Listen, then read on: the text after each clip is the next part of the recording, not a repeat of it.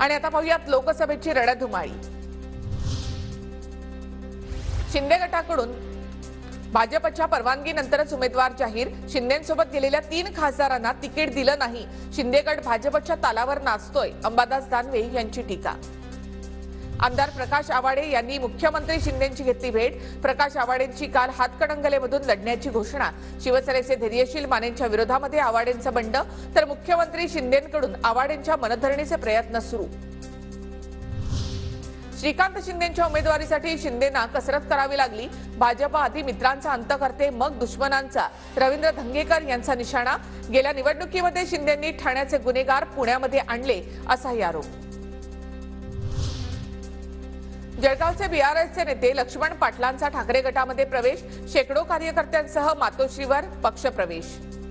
राज्यातील 20 जागांवर भाजपचा पराभव फिक्स। प्रकाश आंबेडकरांच्या टीकेला राऊतांचं प्रत्युत्तर। महाविकास आघाडीने भाजपसोबत 20 जागा फिक्स केल्याचा प्रकाश आंबेडकरांचा होता आरोप।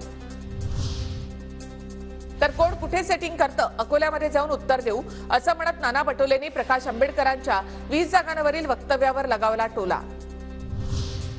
मराठवाड्यामध्ये महाविकास आघाडीचे 4ही उमेदवार विजयी होणार। बीडमध्ये पंकजा मुंडेंना निवडणूक सोपी राहिलेली नाही, तर जालन्यामध्ये भाजपचा पराभव होणार, राऊतांचा विश्वास। राणेंमध्ये मस्ती जिरवायची हिंमत आहे का? तुमची मस्ती आम्ही जिरवलीये, शिवसेना मस्तीतच असते। अंबादास दानवेंचं नारायण राणेंच्या टीकेला प्रत्युत्तर। 5 खासदारांवर उद्धव ठाकरेंना मस्ती चढलीये, राणेंनी केली होती टीका। चिखलीकरांना निवडून आणण्याची जबाबदारी स्वीकारतो, भाजप खासदार अशोक चव्हाणांचं वक्तव्य। भाजपने चिखलीकरांना निवडून आणायची जबाबदारी दिली, असंही विधान।